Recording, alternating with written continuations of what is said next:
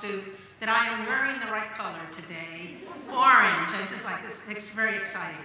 So today I want to talk to you not about CIA, but although I'm carrying these note cards in my hand, and if anyone's ever worked for the CIA, there's a little inside joke about this, but whatever. I want to share with you my story, my life as a heretic and a rebel at CIA, and the lessons I derived from that experience. So I would love my slides. There they are.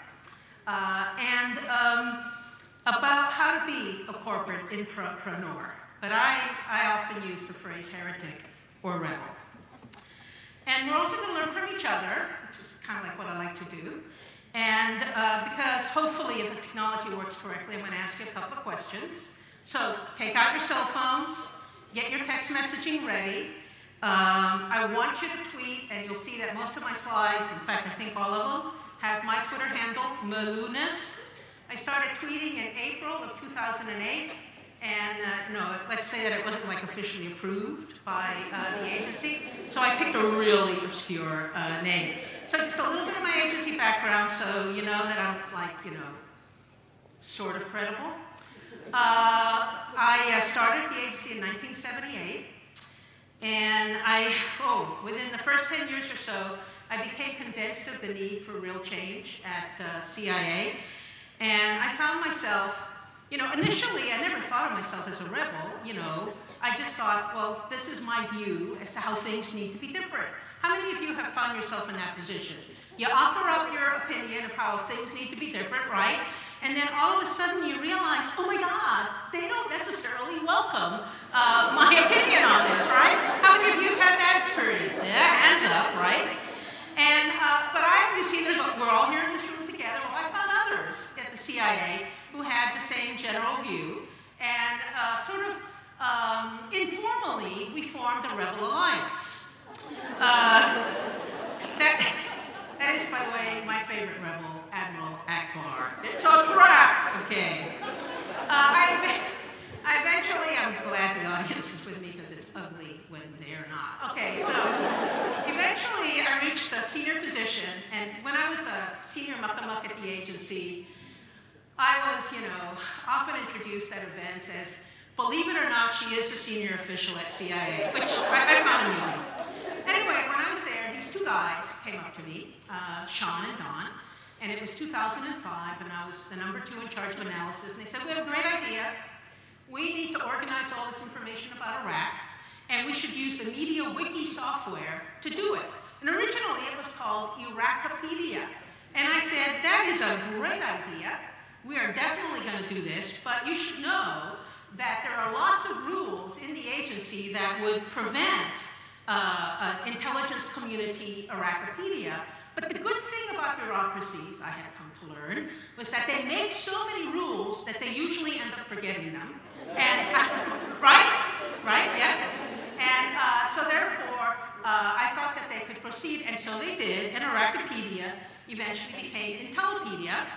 And Sean and Don, there they are, won the Sammy Award for Service to America for Homeland Security in 2009.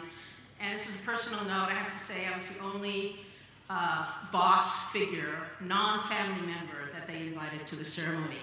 They did the work. I was the one that said yes. So those are my creds about being a rebel at work. Since I left the agency, I started at Deloitte. And the table that was all over Foursquare, that was the GovLab table, by the way. And you can follow them on Twitter, and they're going to be tweeting a lot about the NextGen Summit, shameless advertisement here. And I started working at Deloitte, but I've also created a website, which I think I had up there, Rebels at Work, and you can go there.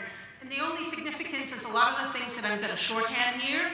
You can find blog pieces with my colleague, Lois Kelly, on Rebels at Work. So my talk has 3 sections, except I need to go back. There you go. I'm going to talk very quickly about being a rebel, about being a manager of rebels. So you yourself are not rebellious, but you know that there are change agents in your organization that you want to empower. And then I want to talk about what happened to me at the end of my career, where I was a rebel by nature, and suddenly I was in a position of power. And we're going to talk about lessons learned. So, who's this fellow? Anyone know? So we've transitioned into the rebel section. So who's this guy? Anyone know? Billy Mitchell. Billy, when I am asked, we have a survey on the Rebels at Work website you can fill out, and you can tell us, things about your rebelness. And one of the questions we ask you is, who's your favorite rebel? This is the one I put in.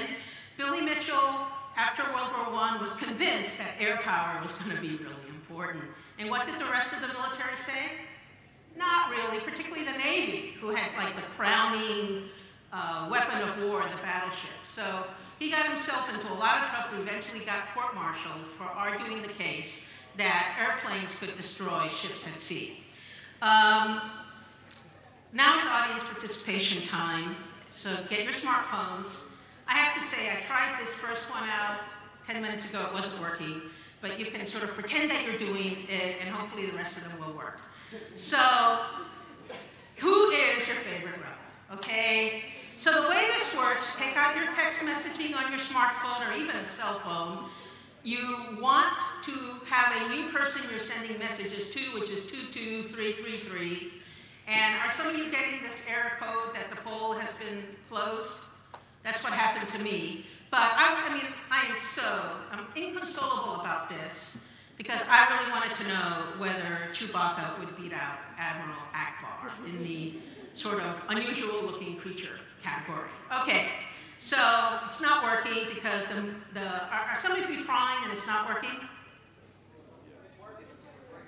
But see, the numbers should be showing here and they're not. So we're not going to let technology defeat us. Oh! Oh no, this is the next one. Okay, now this is okay, let's move to the next one. Very quickly. There you go. This is the serious poll that I would like you all to answer, and I think you can see I tried this one this morning and it was working. How did you first discover you were a rebel heretic? Through a bad experience, a conflict, you had sort of a blow-up experience at work. You noticed how people were reacting to you. This is the third one is how it happened to me. A mentor, boss, colleague took me aside. I was actually on a task force to make recommendations about how the agency should change. And I was pulled aside and told, you need to not share your views so directly because you have such a future here and it's going to endanger you. Anyone have that experience? Okay, so it's kind of unique. All right, so I'm going to give you guys about 10 more seconds, and we're just learning from ourselves. And so this is good, because I've done this several times, and you can actually find something like this on our website. The good thing is that the nuclear option, through a bad experience or conflict, is not picked by a lot of people, so you're all really smart and you have a lot of emotional intelligence. All right, next slide. So here's a chart. It's complicated. I don't want you to spend a lot of time thinking about it, but one of the things when I've been talking on this topic that people have asked me is, how do you know, particularly managers, how do you know if it's a good rebel or a bad rebel? And I thought, that is such a good question. So we've spent some time trying to think about bad rebel traits and good rebel traits. But for example, you could take Steve Jobs and say, well, he was mainly a bad rebel. So, caveat emptor on this one. But I wanted to pull out a couple of these to just talk about very quickly. Do you see problems or possibilities, right? I think a lot of people, when you're trying to lobby for change in the workplace, will go from the position of what's wrong. And I think it's, a better thing to go from a position of what's new and better that you have to offer. Another slide here is, are you an obsessive or a reluctant rebel?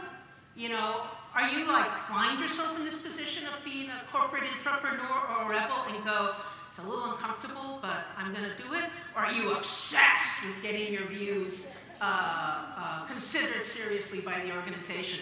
So I'm no angel here. I think that there were periods in my career where I was negative and I was obsessive, and you would not have wanted to be around me. Okay, so here's another chart, and I'm hoping this one works. And again, just to learn from each other, everyone knows how to do this, so why do rebels fail? Poor follow-through, lack of strategy, lack of funding, poor communication, takes too long to get results. Is this one working? I love technology, I really do, but this... Aha, yes, woohoo! Let's clap for the technology, yes. Yay! All right. Give you a few more seconds. And, you know, it's like, I don't know the answer here. I'm just curious. This huge room, what will people say? It's interesting. Poor communication, lack of strategy. I tried to make them, you know, distinctive from each other, but it's kind of hard. Like, poor follow-through and poor communication, it can be related to each other. All right. So...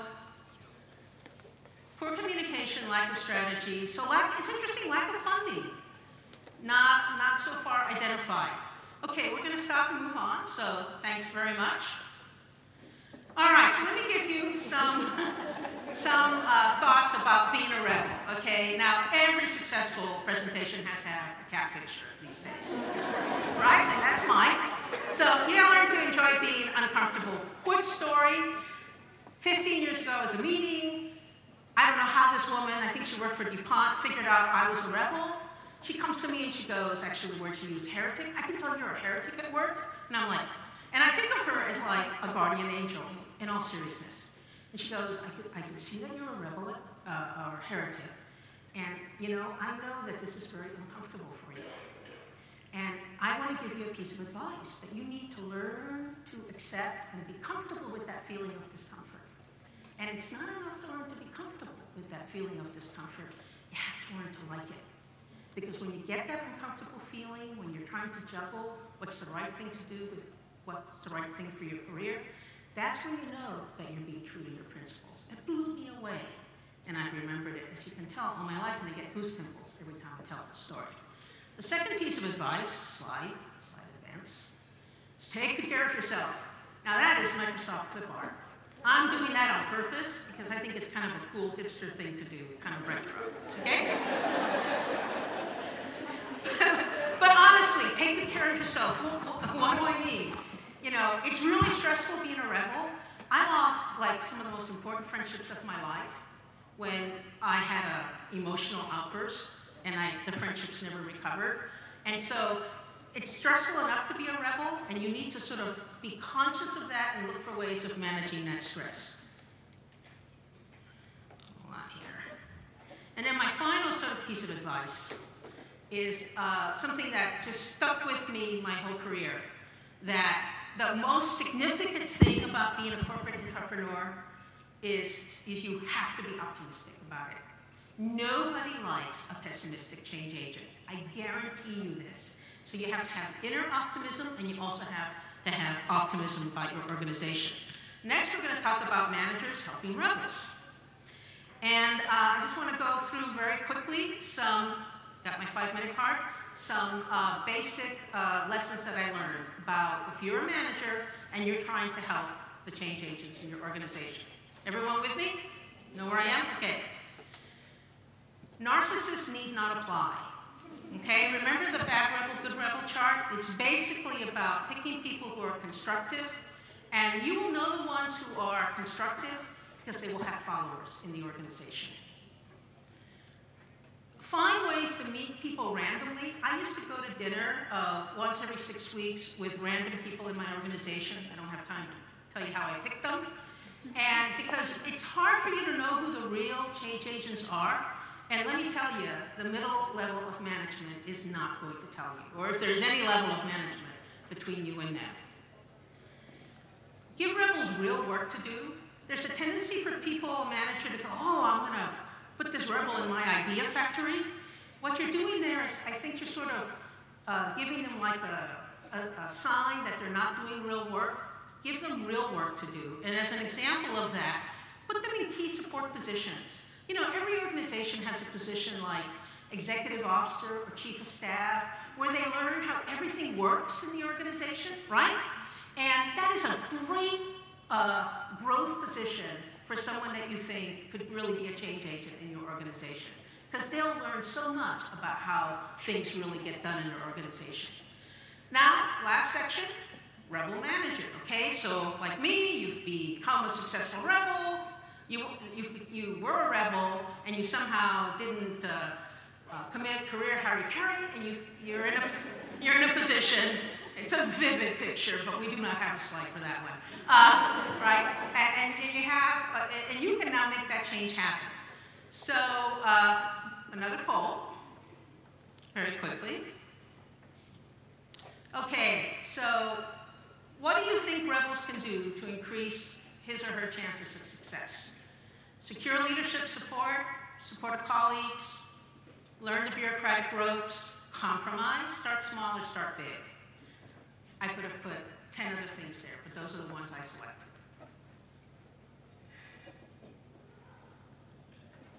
So we'll give you about 15 more seconds.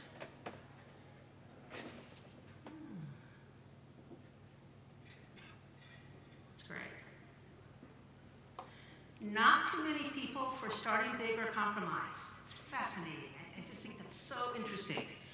Okay, so you're a manager, you are a change agent, you're now in power. What are some best practices that I either learned during the time or learned in hindsight? Let me tell you, a lot of this stuff I learned in hindsight. I failed, okay? Befriend the bureaucratic black belts. You know these people, the people that know every rule in the organization, right? And you kind of, they annoy you, right? But if you try to go around them, you're dead. So you need to find a way to befriend them and make them your allies. And one way of doing that, next slide, is to think about your sequencing. So this is what corporate entrepreneurs do. Often, I did it. I'm in a position of power, I announce my change agenda before I've done anything else. What have I done? I've given warning to every passive-aggressive in the organization who does not like what I'm doing, and the people, you love this, don't you? And the people who love the status quo, because they love it, right? And they're going to try to defend it. So the first thing I think now that you should do when you get in that position of power is find yourself a consigliere, someone who can investigate the organization for you, figure out all the rules and regulations you've never paid attention to, and then when you figure out how you're going to sequence it, then you announce your change vision.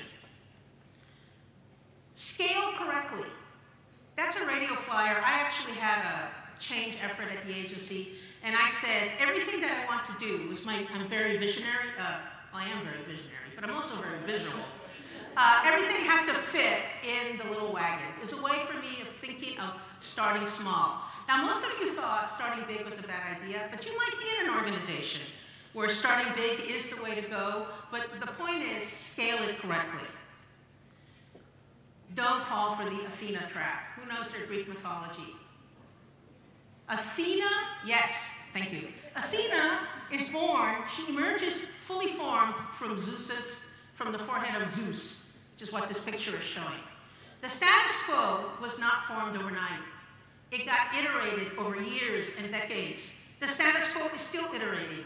But when you propose a change agenda, they want you to have every detail just right. Well, how's it going to work when this happens? Resist that trap. You cannot win that argument. You've got to make the argument about iteration, which is why starting small is so popular. Your calendar reflects your priorities. This is like gospel for me.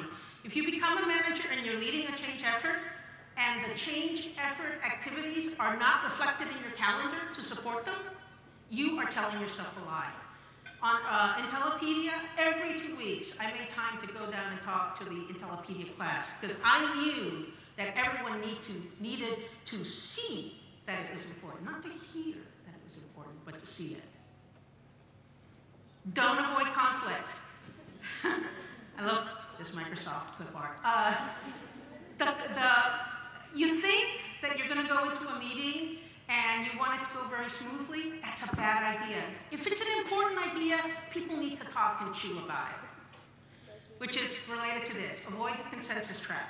Consensus, I don't believe, is a management technique. Consensus is a way of avoiding making decisions and ignoring the serious issues. React like a running back. Holes in a bureaucracy open up very quickly and they close very quickly. So you need to be prepared, which is that planning you've done. And when an opportunity opens up in a bureaucracy, you need to run that hole through that hole as quickly as you can. Now, we're working here with GovLab, which is a Deloitte effort to really pursue innovation in the federal government space. One of the things we're working on are some new management competencies for the 21st century. And right now, that's our list. I don't have time to go through them, but I wanted to do one more shameless plug for Deloitte. My favorite Microsoft clip art of all. What presentation are they thinking people are going to use this in? Right? My presentation. A couple of things here. That's the address to a survey that we put on GovLoop a few weeks ago that almost nobody answered. So take out your camera, take a picture of it, or search it on GovLoop. We'd love to hear, because you'll get more questions, not just the ones we featured. Email me, follow me on Twitter, and that's my last piece of advice for you all is ignore your lizard brain, right? Your emotional brain. You're in a situation, and all of a sudden you feel that heat rising from the stem of your brain because you're getting mad. So I actually have that as my personal mantra. When I feel myself getting angry because I'm getting resistance or getting emotional, I just repeat over and over to myself, lizard brain, lizard brain, lizard brain, so that I stay in control. That's a wrap. Thank you very much for your attention.